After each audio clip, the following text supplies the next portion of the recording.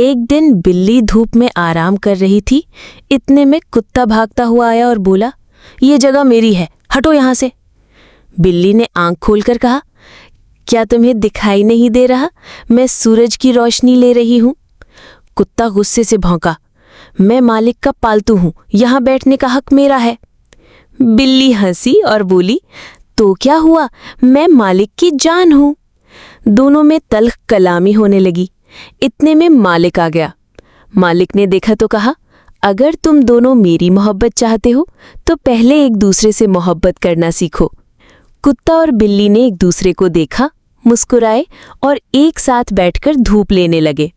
सबक, मोहब्बत में जिद नहीं होती और जो दूसरों का हक समझे वही असल में प्यारा होता है। अगर वीडियो पसंद आए तो लाइक करें, शेयर करें और चैनल को सब्सक्राइब करना ना भूलें।